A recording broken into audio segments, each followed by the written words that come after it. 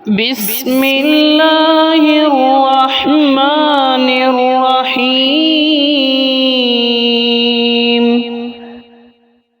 جی السلام علیکم ورحمۃ اللہ وبرکاتہ۔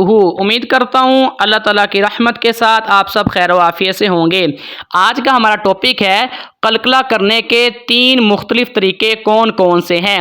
قلقلہ کے بارے میں آپ کو پتہ ہوگا، پھر بھی میں ہلکا سا آپ کو بتاتا ہوں۔ قلقلہ کا مطلب ہوتا ہے ہلانا، حرکت دینا یا پھر جھٹکا دینا۔ کون کون سے حروف کے اوپر قلقلہ ہوتا ہے؟ 5 حروف ایسے ہیں جن کے اوپر قلقلہ کرنا ہوتا ہے۔ وہ 5 حروف کون سے ہیں؟ قاف، طا، با، جیم اور دال۔ اگر میں ان کو گروپ فارم میں یعنی کہ اگر میں ان کا مجموعہ لکھوں تو میں کہہ سکتا ہوں قطب جدن۔ ایک نام اس لیے دیا گیا ہے تاکہ آپ کو حروف یاد رہیں۔ قطب جدن، قاف، طا، با، جیم، دال کے اوپر قلقلہ کرنا ہوتا ہے، یعنی کہ ان کو ذرا ہلا کے پڑھنا ہوتا ہے باؤنس بیک ساؤنڈ کے ساتھ، یا پھر ریپیٹنگ ساؤنڈ میں کہہ سکتا ہوں کہ ہم نے ان حروف کے اوپر قلقلہ کرنا ہوتا ہے۔ اب کوশ্چن یہ ہے ان حروف کے اوپر قلقلہ کب ہوگا؟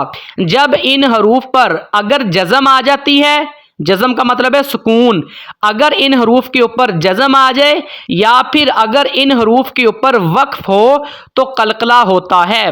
ٹھیک ہے، اب چلتے ہیں آگے۔ قلقلہ کی کتنی اقسام ہے؟ قلقلہ کرنے کی 3 ٹائپس ہوتی ہیں۔ کون کون سی؟ قلقلہ صغیرہ، قلقلہ کبیرہ اور قلقلہ اکبر۔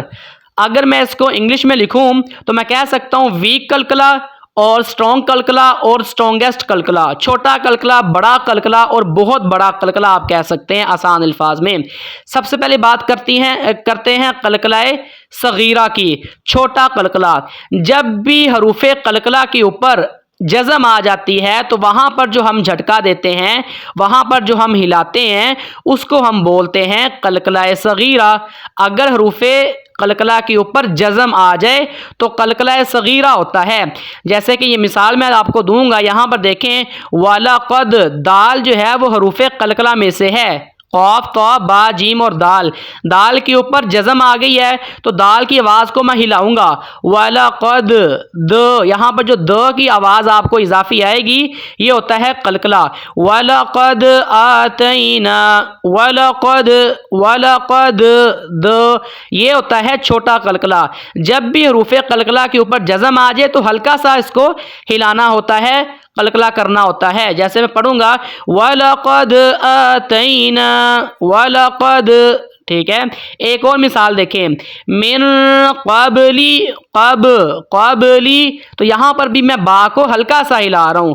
تو ڈیفینیشن کیا ہے؟ جب بھی حروف قلقلہ کے اوپر جزم آ جاتی ہے تو وہاں پر جو قلقلہ کرنا ہوتا ہے وہ ہلکا سا کرنا ہوتا ہے، اس لیے اس کو بولتے ہیں قلقلہ صغیرہ۔ اب بات کرتے ہیں قلقلہ کبیرہ کی، بڑا قلقلہ، اسٹرانگ قلقلہ۔ جب بھی حروف قلقلہ کے اوپر وقف کیا جا رہا ہو وہاں پر جو ہم نے قلقلہ کرنا ہے، وہاں پر جو ہم نے ہلانا ہے وہ قلقلہ کبیرہ ہے۔ جیسے کہ مثال آپ کو دوں گا، یہاں پر دیکھیں وَبِئْسَ الْمِہَادُ، دال حروف قلقلہ میں سے ہے۔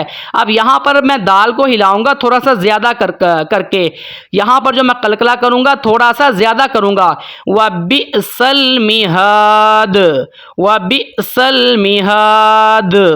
ٹھیک ہے، اب یہاں پر میں دال کی آواز کو زیادہ ہلا رہا ہوں، قلقلہ زیادہ کر رہا ہوں۔ اسی طرح ایک اور مثال، بالکل نیچے آ جائیں، اولو الالباب، با کے اوپر جو قلقلہ ہو رہا ہے وہ بھی قلقلہ کبیرہ یعنی کہ تھوڑا سا بڑا قلقلہ ہو رہا ہے، الباب، الباب۔ ٹھیک ہے، تو جب بھی حروف قلقلہ کے اوپر وقف کیا جا رہا ہو وہاں پر جو ہم نے ہلانا ہوتا ہے، وہاں پر جو ہم نے قلقلہ کرنا ہوتا ہے وہ ہوتا ہے قلقلہ کبیرہ۔ اب بات کرتے ہیں قلقلہ اکبر کی۔ قلقلہ اکبر کا مطلب ہوتا ہے اگر حروف قلقلہ کے اوپر وقف کیا جا رہا ہو اور حروف قلقلہ کے اوپر تشدید بھی آ جائے، شد بھی آ جائے اور وقف بھی ہو، وہاں پر جو قلقلہ ہوگا وہ ہوگا قلقلہ اکبر۔ ٹھیک ہے، اسٹرانگیسٹ قلقلہ۔ مثال آپ کے سامنے ہے، یہاں پر دیکھیں تبت یدا ابی لہب وتب، با حروف قلقلہ میں سے ہے۔ ٹھیک ہے، اور اس کے اوپر تشدید بھی آ گئی ہے، یہاں پر جو میں قلقلہ کروں گا وہ ہوگا قلقلہ اکبر۔ اگر تشدید نہ ہوتی، میں نے اس کو پڑھنا تھا وتب، وتب، ٹھیک ہے، لیکن تشدید آ گئی ہے، اب ہوگا قلقلہ اکبر، وتب وتب تبت یدا ابی لہب وتب، ٹھیک ہے، یہاں پر جو میں با کے اوپر قلقلہ کروں گا وہ ہو رہا ہے قلقلہ اکبر۔